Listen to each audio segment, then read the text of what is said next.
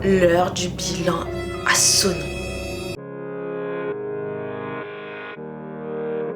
Hey, je suis contente de te retrouver dans cette nouvelle vidéo. Aujourd'hui, je me suis dit que j'allais faire peut-être un bilan de ma première année en tant que décoratrice à 100%.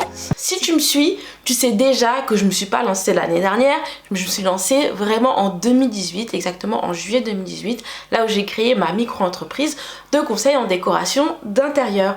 Mais pendant plusieurs années, j'ai cumulé avec mon poste en ressources humaines. En octobre 2021, j'ai décidé de tout quitter et de me focaliser sur l'activité de conseil en décoration d'intérieur. Du coup, je voulais me faire une petite vidéo. C'est aussi pour moi, mais c'est aussi pour vous, pour toutes les personnes qui me suivent, pour avoir mon retour par rapport à cette première année en full time en tant que décoratrice d'intérieur.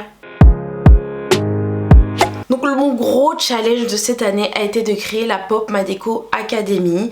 Donc si tu me suis, tu as vu, en fait le concept, je t'explique rapidement, c'est d'aider en fait les personnes à se reconvertir dans la déco et aider aussi les personnes qui sont déjà en activité à développer leur activité, parce que c'est pas facile, hein. C'est bien beau de connaître les couleurs, etc. Mais trouver des clients, voilà, communiquer, se rendre visible, ça c'est une autre paire de manches quand même.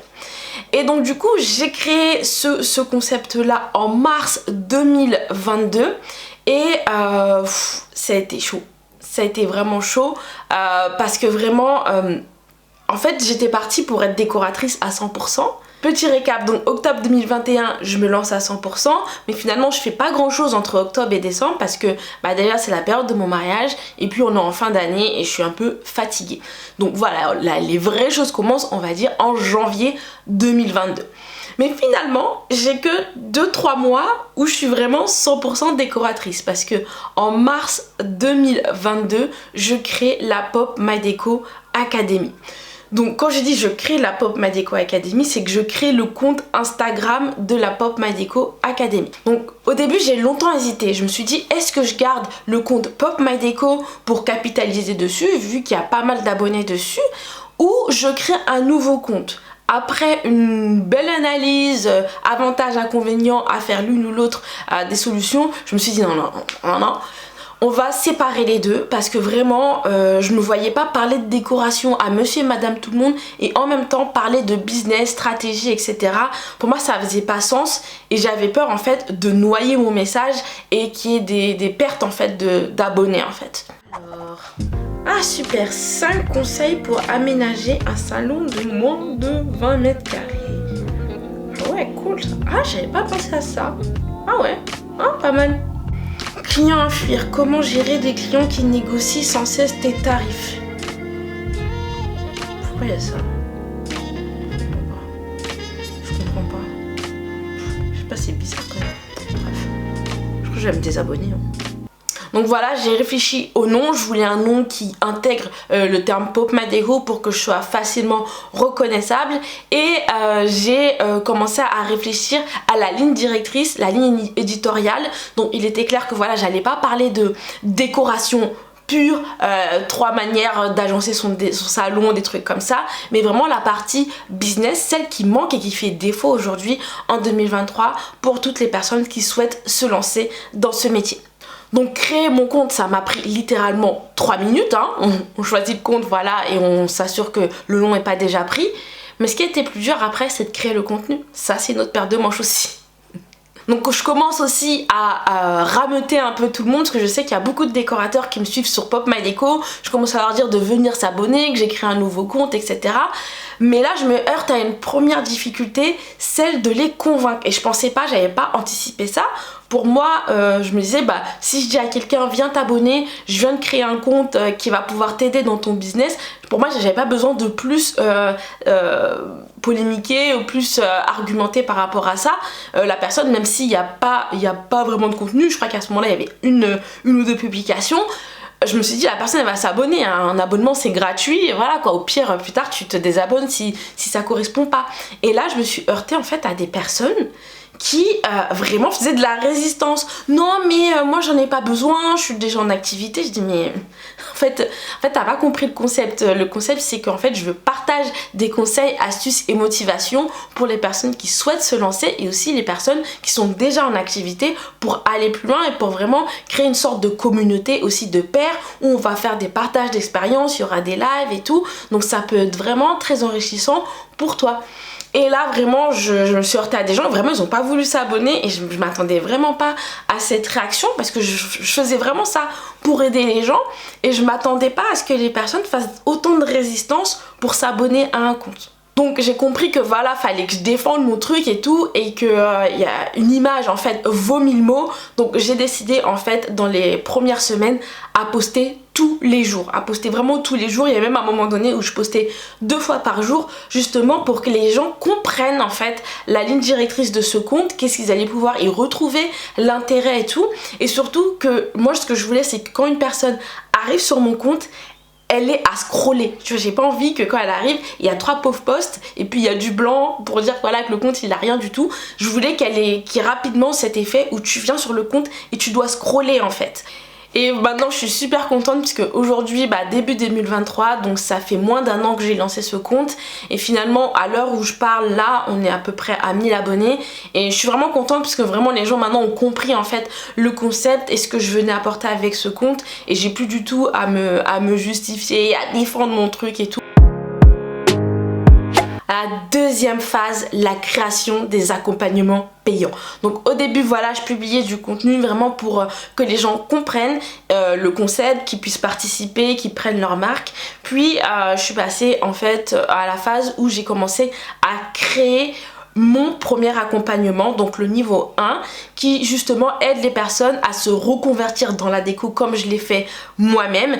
Mais vraiment c'est on va dire un concept d'accompagnement, j'appelle pas tant que ça une formation, mais vraiment d'accompagnement qui est vraiment complètement différent des formations qu'on peut retrouver en décoration d'intérieur. Cet accompagnement est vraiment basé sur l'autonomie en fait de l'apprenant et surtout sur le concret. C'est-à-dire comment je trouve des clients, comment je tarife mes offres, etc.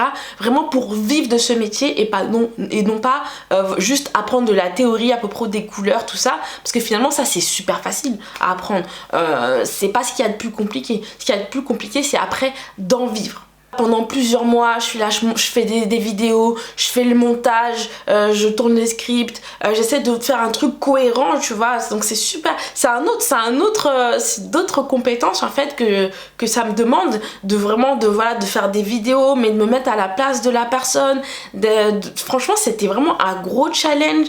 C'était investir dans une plateforme qui va pouvoir héberger justement les contenus de formation. Finalement, je mets plus de temps que prévu à sortir cette formation, enfin cet accompagnement, parce que j'avais sous-estimé la tâche. Je m'étais dit bon, j'allume ma caméra et basta. Non, il y avait vraiment un travail de réflexion derrière et ça a été super challengeant.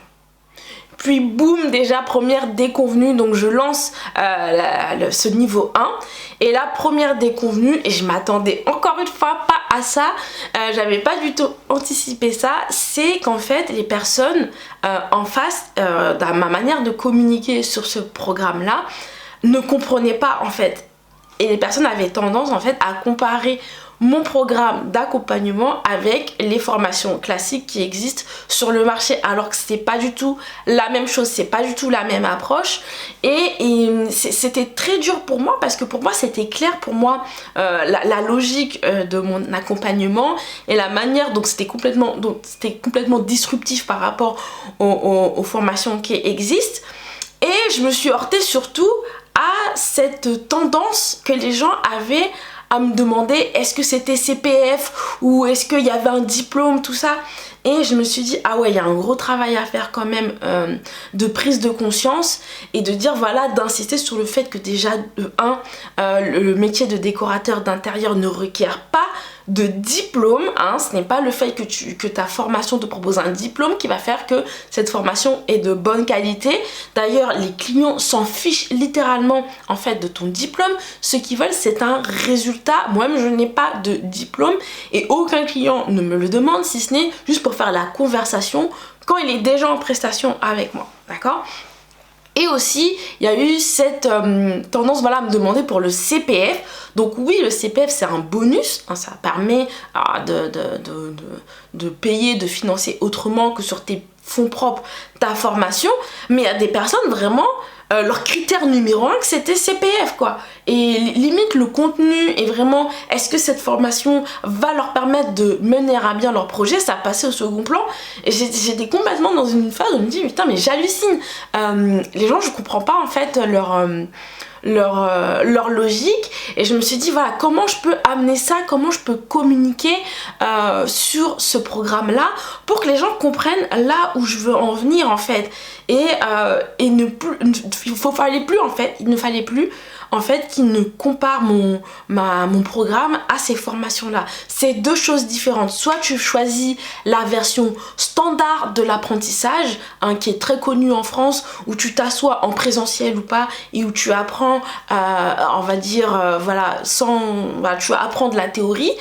Et c'est tout, et puis après tu te débrouilles après pour la partie je crée mon activité, ou tu te dis attends, peut-être que d'autres façons existent. Tu vois, c'est comme à l'époque où on était à l'école, clairement moi j'ai fait un master RH et tout, c'est pas là que j'ai appris mes compétences. Heureusement pour moi que j'ai pris un cursus qui me permettait de faire des stages longs et de l'alternance. C'est là que j'ai appris, parce que par exemple pour la paye, pour la gestion de la paye, on faisait de la gestion de la paye sur papier. Mais dans quel monde? Dans quel monde? Qui fait que quand après j'allais en alternance ou en stage et qu'il y avait de la paye, on me disait bah, est-ce que tu sais utiliser tel logiciel de paye? Je disais bah non, parce que dans mes cours on m'apprend à faire sur papier.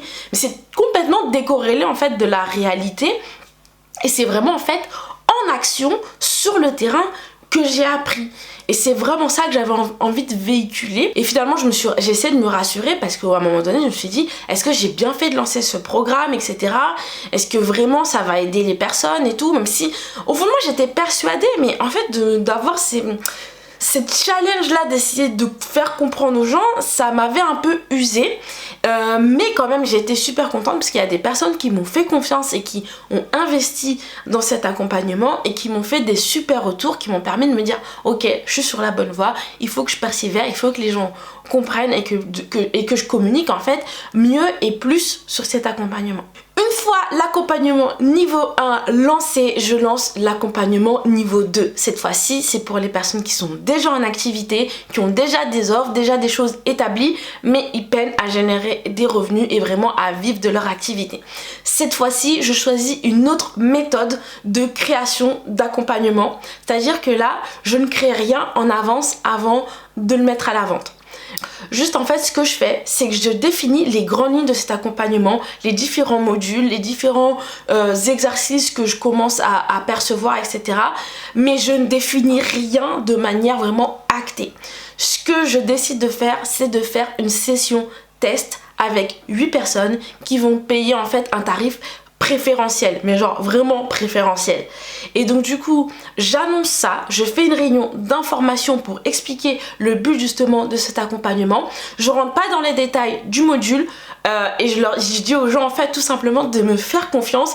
À ce moment là en réunion je suis vraiment confiante, mais en même temps je me dis purée, je suis complètement dingue. Je propose des choses à des gens, à des personnes qui vraiment sont aujourd'hui dans une situation où elles ont du mal à générer des revenus, et je leur dis des choses évasives en termes de contenu, mais je me dis ça va passer, on y va. Je leur explique que vraiment elles vont m'aider justement à co-construire ce programme, et je lance cette réunion et je reçois pas mal de candidatures. J'en sélectionne uniquement 8 et c'est parti pour 8 semaines en fait intenses, où justement on va tout revoir ensemble, les tarifs, les offres, comment le ciblage, donc quel client, le client idéal, tout ça, la communication sur Instagram et d'autres plateformes. On fait des simulations découvertes, je les challenge, je me challenge. Et ce qui a été super dur, c'est que comme j'avais rien créé en avance, Le truc c'est que je créais en même temps. Donc je faisais une première session et le temps de battement, c'est-à-dire à peu près une semaine ou deux, ça dépendait des modules, et ben c'était le temps pour moi de créer les modules, créer les exercices.